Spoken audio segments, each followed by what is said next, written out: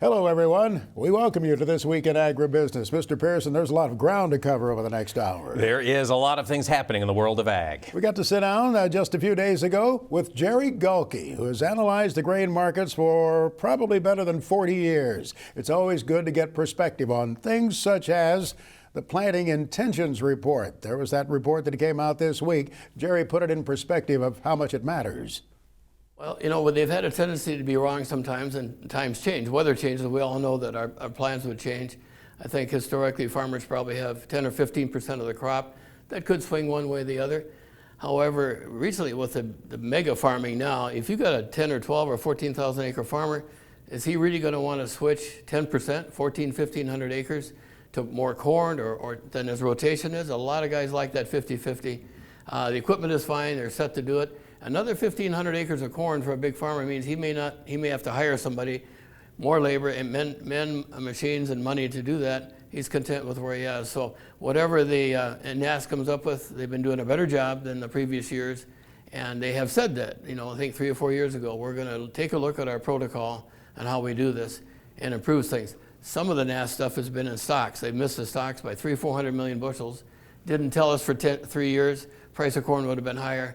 They're doing a better job of it now, I believe. One thing I've noticed over the years, because of your experience farming, it brings a whole other perspective into your analysis.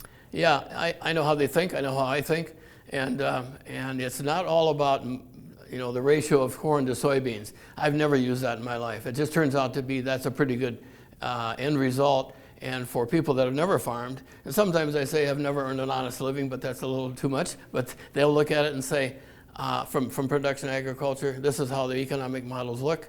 This is what Jerry's going to do, and there's more to it. There's a market psychology that I'm not sure they enters in, and it's not their job to enter in there. Their job is to present the facts as they see them in the surveys, and the surveys are taken in the first part of March when sometimes we've had the February, you know, crop insurance. So that, like they all say, it can change, and of course, best laid plans of men and mice go down the tube sometimes, but. When you started out this analysis business, there weren't many of you. Now it's a pretty crowded space out there. And after every report, we see the breathless analysis that we broadcasters breathlessly respond. One point that you've made, though, at various times is that we have a tendency to be too focused on U.S. numbers and don't have a feel for what's happening around the globe that can really direct prices. Right. I can compete with my neighbor in the cost of production and so forth and land prices. But my prices and his are set by global supply and demand. And sometimes we look back and we're focused this year on a really tight stocks on corn and beans that may continue through the summer. You know that, I know that. Who doesn't know that? You know, the buyer out there knows that. Did he buy enough ahead?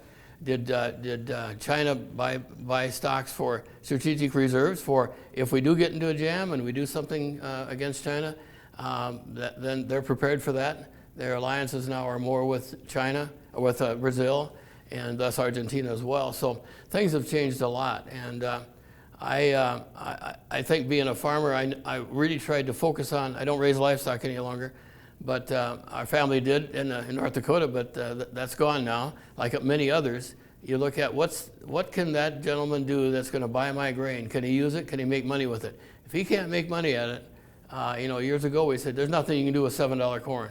Anybody can grow $8 corn in the world now. So that's a factor that you got to know the other side of the equation.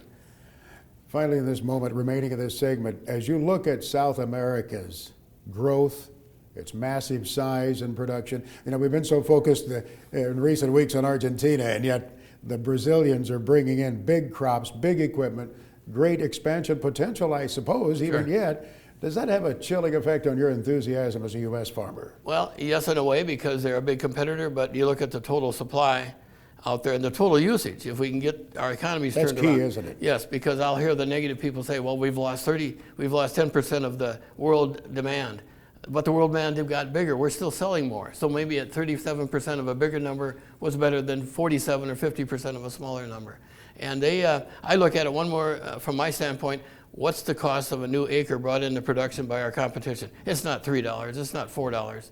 So I look at it and say, if you're going to bring in more land for production, my land prices in my United States grew up, went higher, and that's part of our acceleration of land prices because we're going to have to sell maybe at a higher price as well. And we've seen this step up over the last 20 years. Of my first bushel was $1 a bushel I sold out of the farm, and the last bushel was $7.50. So there we are. There's a little more insight that Jerry will share later on in the broadcast. I'll ask him what he's recommending to farmers these days.